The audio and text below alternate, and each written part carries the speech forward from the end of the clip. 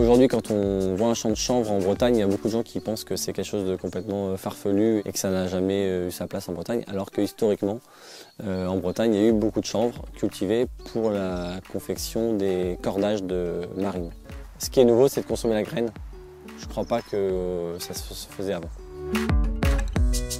C'est une ferme qui aujourd'hui emploie 7 personnes et sur laquelle on a développé une production en agriculture paysanne et biologique très diversifiée, dont du chanvre. D'un point de vue agronomique, les gros avantages du chanvre, c'est que c'est une culture qui est très rustique, donc il n'y a aucun ravageur à ma connaissance. Pour nous qui sommes en bio et qui n'avons pas d'utilisation possible de produits de gestion des ravageurs, c'est génial.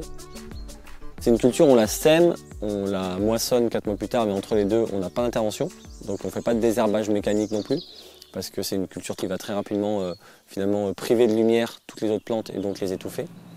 C'est une culture qui résiste très bien à la chaleur et au manque d'eau. Une année comme 2022 où quand même on a eu un été assez éprouvant pour beaucoup de plantes. Elle ne s'est jamais aussi bien portée, on n'a eu aucun souci avec le chanvre. C'est une plante qui est assez aussi adaptable. On arrive à le cultiver un peu sur toutes les parcelles. On n'a pas besoin de sol avec beaucoup de fertilité. Ce qui est bien avec le chanvre, c'est que c'est une plante qui va avoir une racine pivotante, qui va vraiment structurer le sol, apporter un sol grumeleux. On a un sol qui est très agréable après à travailler et dans lequel les plantes suivantes vont bien s'implanter derrière le chanvre. Dans nos rotations, particulièrement en bio, on a besoin de plantes comme celle-là qui vont venir redonner de la fertilité au sol. C'est une récolte qui est très spécifique et assez difficile du fait de la solidité de la fibre de chanvre, de la hauteur de la plante. En fait, on n'a pas l'habitude d'aller récolter une graine qui peut monter jusqu'à 4 mètres de haut. On a investi dans une moissonneuse-batteuse et dans des équipements très spécifiques qu'on est en train d'assembler pour faire une sorte de prototype qu'on espère sera plus performant. Et puis c'est aussi un projet collectif, et c'est ça aussi qui est intéressant dans ce projet-là, c'est qu'on est tout un groupe d'agriculteurs à échanger, à travailler ensemble pour trouver des solutions, à travailler ensemble pour développer la filière, en partenariat avec un transformateur historique qui s'appelle Terra Chanvre. Et puis on travaille avec une coopérative qui s'appelle AgroChanvre pour tout ce qui est la filière paille, qui va en faire des matériaux de construction isolants.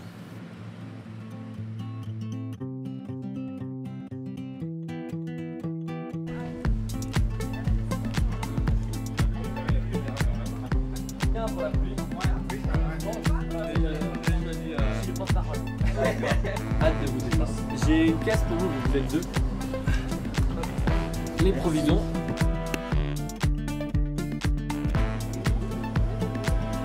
Sarrasin, c'est un beau projet, donc on est 4. Notre objectif, c'est un petit peu de mettre en avant les producteurs locaux, de proposer aussi des produits différents qu'on n'a pas l'habitude de voir. On essaye de créer un lien entre les producteurs, nos produits et le client. On essaie d'innover un peu et faire les côtés snack des produits locaux. Et on a fait des croquettes avec quai du chanvre. Et ça, c'est très bon pour les gens qui ne mangent pas de viande parce que ça apporte beaucoup de protéines.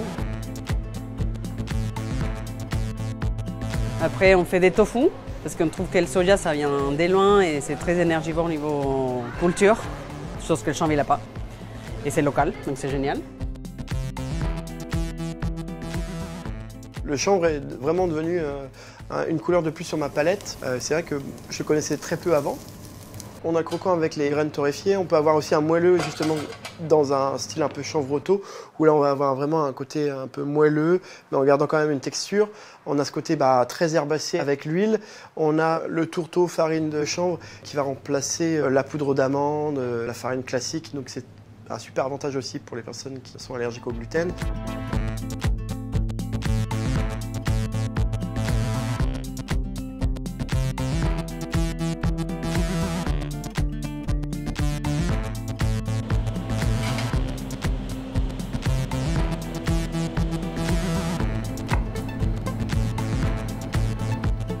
Quand j'ai goûté cette graine, je me suis dit mais il faut vraiment la mettre en avant, lui donner une plus-value et là un peu la démocratiser parce que c'est vrai qu'en Bretagne ou un peu partout en France, ça a une image un peu entre guillemets olé olé, alors que c'est vraiment une graine qui mériterait d'être plus mise en avant et plus connue du grand public parce que je suis sûr qu'en fait le grand public va l'adorer au même titre que le sarrasin quelques années auparavant.